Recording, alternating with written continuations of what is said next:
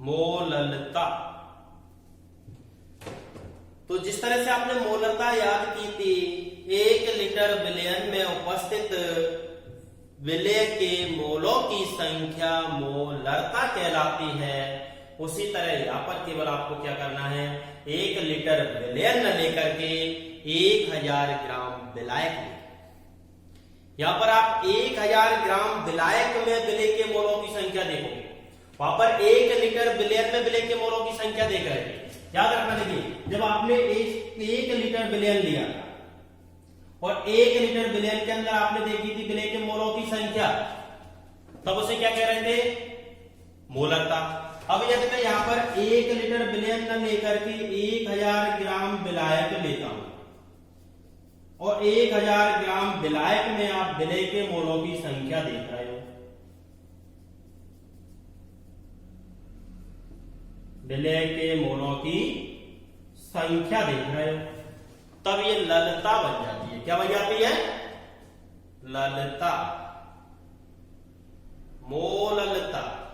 क्या हो जाएगी, मोललता। तो याद रखो, जब 1000 ग्राम विलायक में उपस्थित विलय के मोलों की संख्या विलयन की मोललता कहलाती है, और इसे स्मॉल m से प्रदर्शित करते हैं। दोनों परिभाषाओं में थोड़ा सा अंतर याद करो।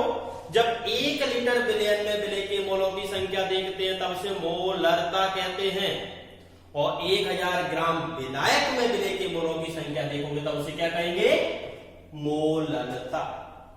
इसे स्मॉल m से प्रदर्शित करते हैं। इसका सूत्र क्या आएगा, देखिए, मोललता स्मॉल m बराबर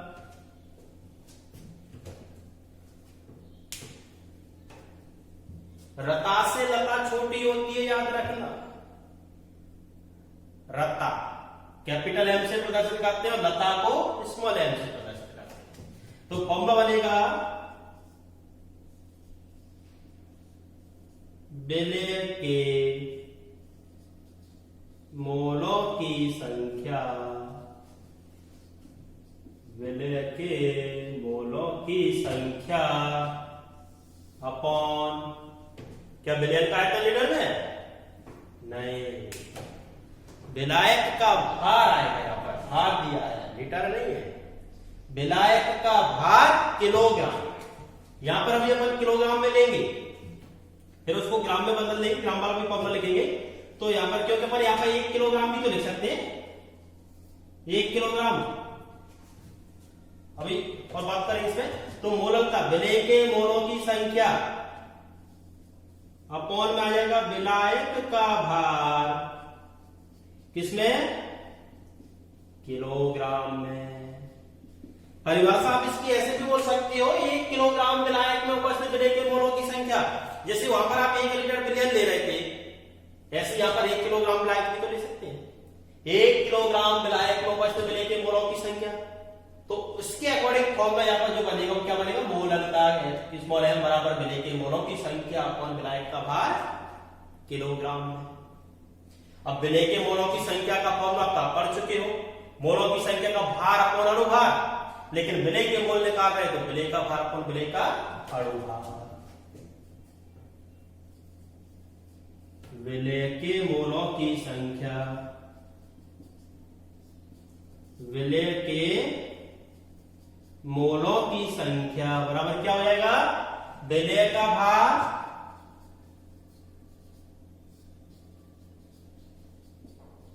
अपॉन विलय का अणुभार, विलय का अणुभार।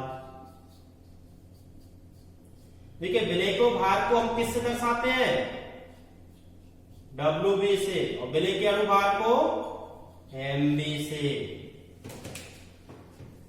यहां पर विलय के भार को WB से दर्शा रहे हो तो विलायक के भार को WA से दर्शाएंगे।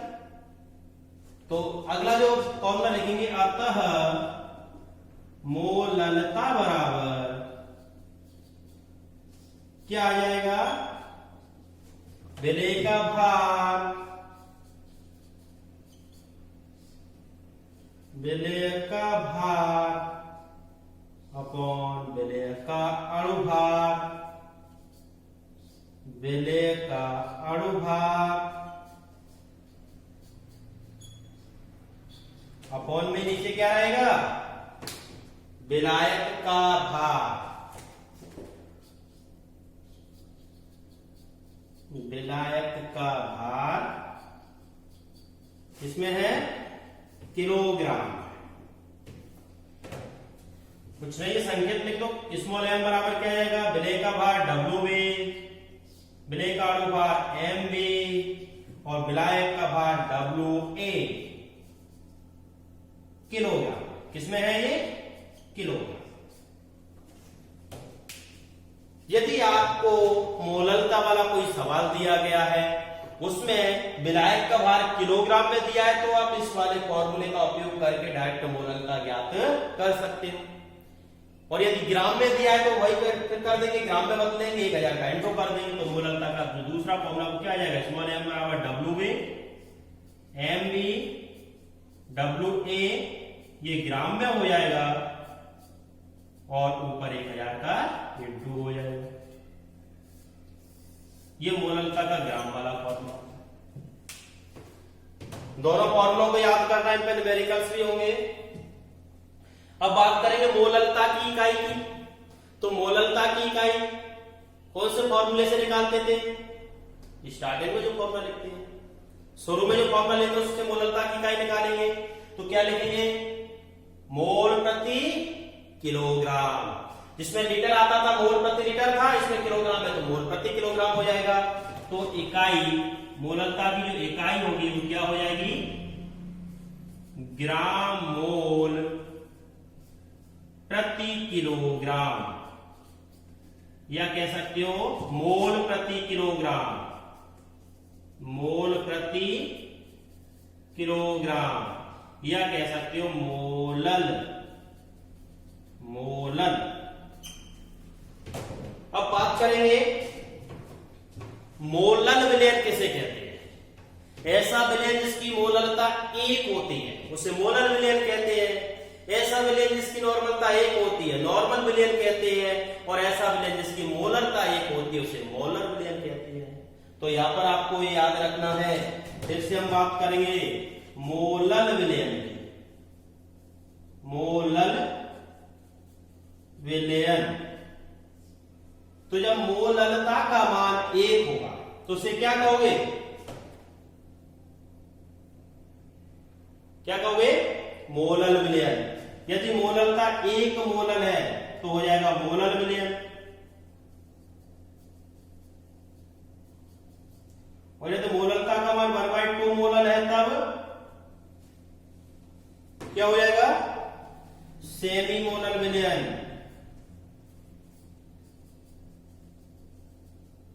सेमी मोलल विलयन। मोललता का मान 1/10 होगा तब डेसीमोलल विलयन।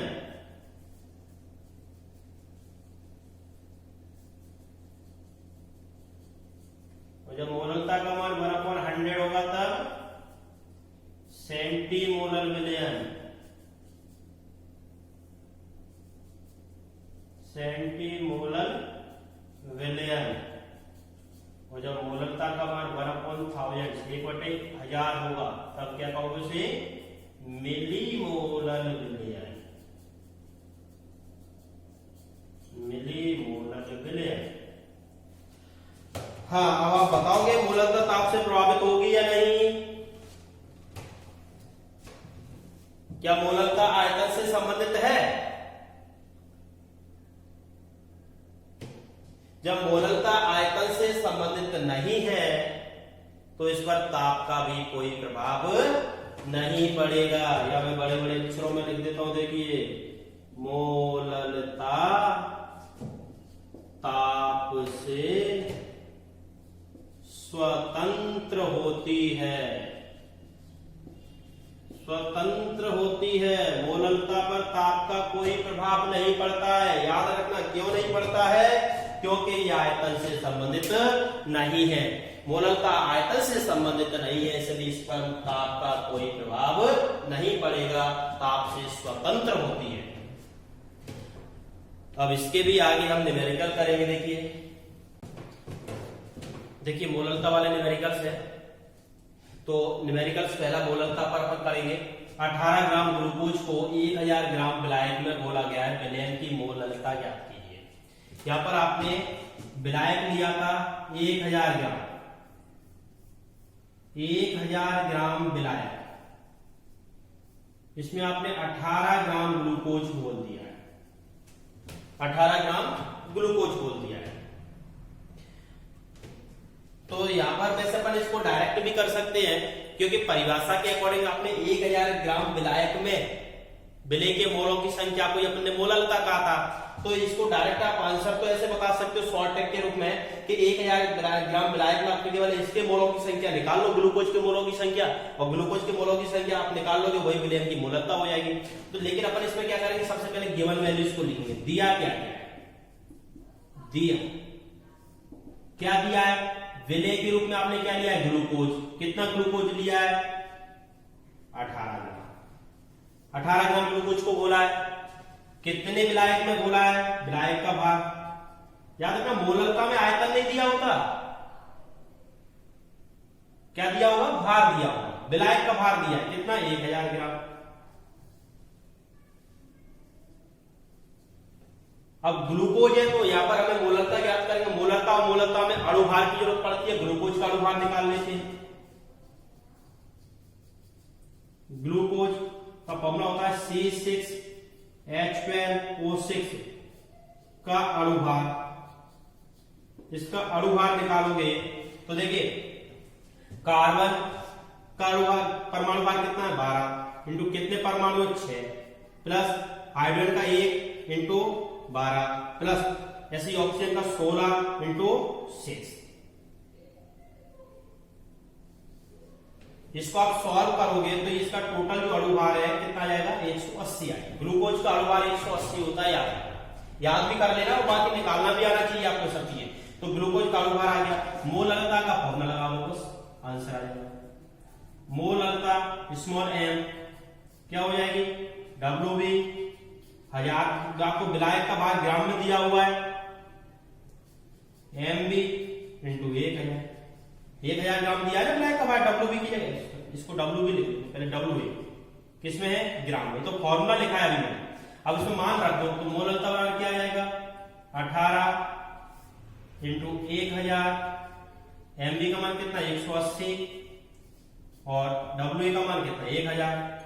1000 से 1000 को कैंसिल कर दो, 18 से 180 काटोगे 10 बार कट जाएगा, तो 1/10 आएगा। 1/10 का मतलब क्या हो जाएगा, 0.1।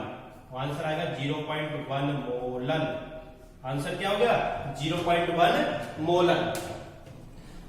तो इसमें आपको याद रखना है, विलय का भार दिया है, विलायक का भार दिया है, अणुभार आपने निकालना, राइट। फॉर्मूले में मान रखा और आंसर। अब देखिए दूसरा न्यूमेरिकल है, सेकंड जो न्यूमेरिकल है उसमें कहा है 1000 ग्राम विलयन दिया और आपसे मोलर का पूछ रहा है। 1000 ग्राम विलयन में 10 ग्राम यूरिया को घोला गया। 1000 ग्राम विलयन है टोटल आपके पास, एक कंटेनर है, मान लो आपके पास एक बर्तन है, इसमें आपने टोटल विलयन बनाया है 1000 ग्राम। ये विलयन का भार दिया हुआ है, बट हमें परिभाषा में विलायक के भार की जरूरत पड़ती है। तो यहां पर अपन क्या करेंगे, आपने इसमें 10 ग्राम यूरिया घोला है, 10 ग्राम यूरिया इसके अंदर घोला है। तो आपने ये बताओ कितने पानी के अंदर 10 ग्राम यूरिया को घोला होगा तब यहां पर 90 ग्राम विलयन बने, सॉरी 100 ग्राम विलयन बने। आपने विलायक का भार 90 ग्राम ही तो लिया होगा। जब विलायक का भार आपके पास 90 ग्राम होगा, विलय का भार आपने 10 ग्राम लिया, दोनों को घोल करके कितना बना दिया, 100 ग्राम विलयन बन गया। तो यहां पर आपको ये पहले समझना होगा कि जो विलयन का भार दिया उसमें से आपको विलायक का भार भी अलग करना होगा, क्योंकि हमें फॉर्मूले विलायक के भार की जरूरत पड़े। तो यहां पर सबसे पहले अपन लिखेंगे दिया, क्या क्या दिया है, एक तो WB दिया हुआ है कितना, 10 ग्राम, और एक विलयन का भार दिया हुआ है,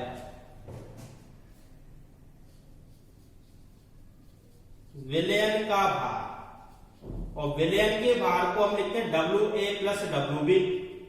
विलायक और विलय दोनों को जोड़ देते हैं, कितना दिया है 100 ग्राम।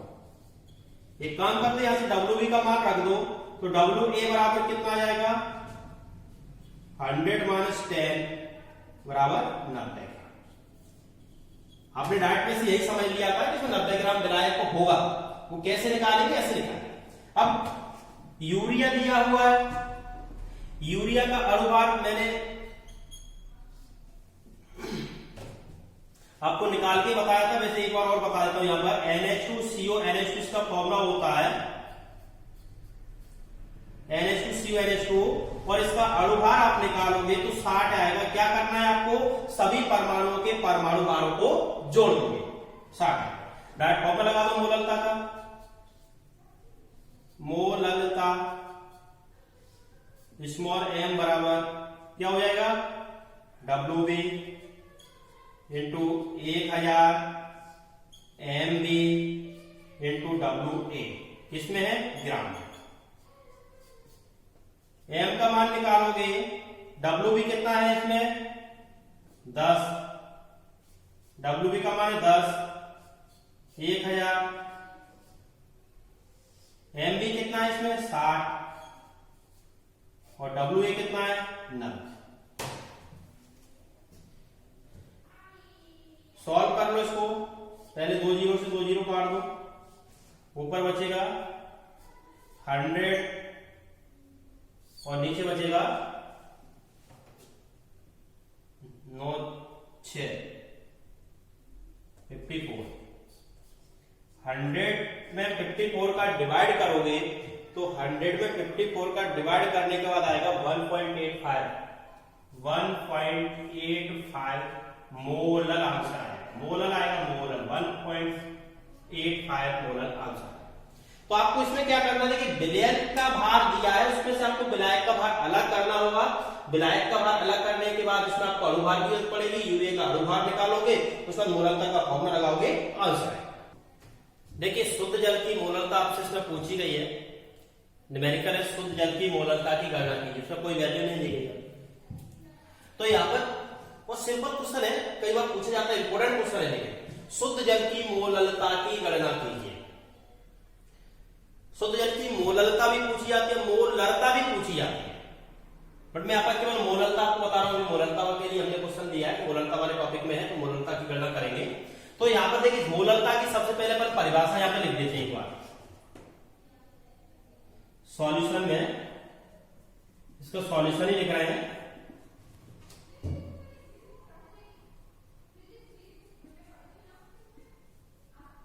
मोललता की परिभाषा से, परिभाषा से क्या लिखोगे आप, यही तो कहती है परिभाषा कि 1000 ग्राम विलायक में उपस्थित विलय के मोलों की संख्या मोललता कहलाती है। 1000 ग्राम विलायक में उपस्थित विलय के मोलों की संख्या मोललता कहलाती है। तो यहां पर लिख देते हैं 1000 ग्राम विलायक में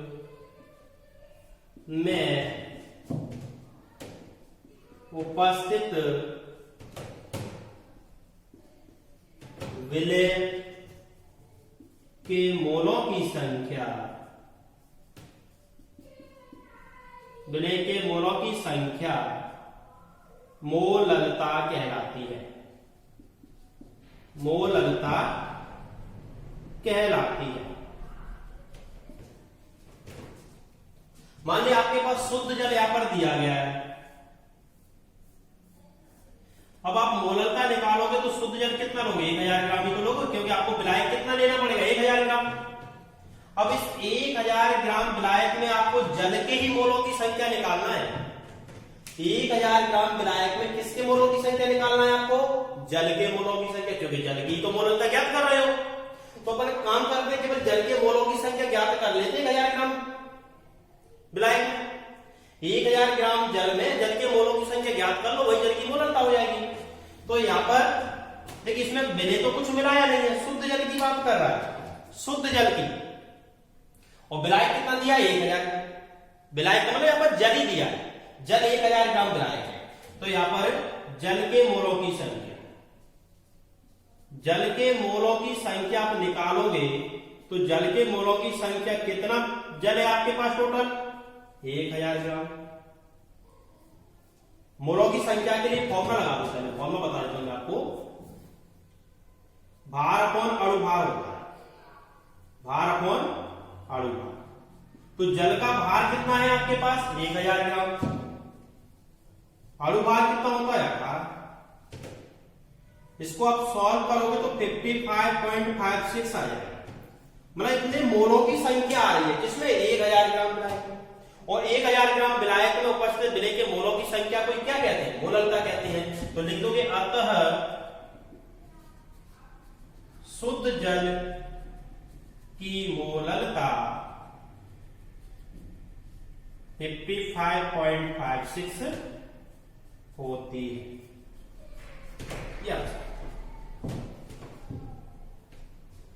परिभाषा याद करना है, केवल परिभाषा से थोड़ा सा आपको याद रखना है कि 1000 ग्राम विलायक में जितने मोल होते हैं वही मोललता कहलाती है। शुद्ध जल दिया है तो आपको शुद्ध जल में 1000 ग्राम जल आपने लिया, उसमें मोलों की संख्या निकाल ली, केवल जो मोलों की संख्या होगी वही उसकी मोललता हो जाएगी।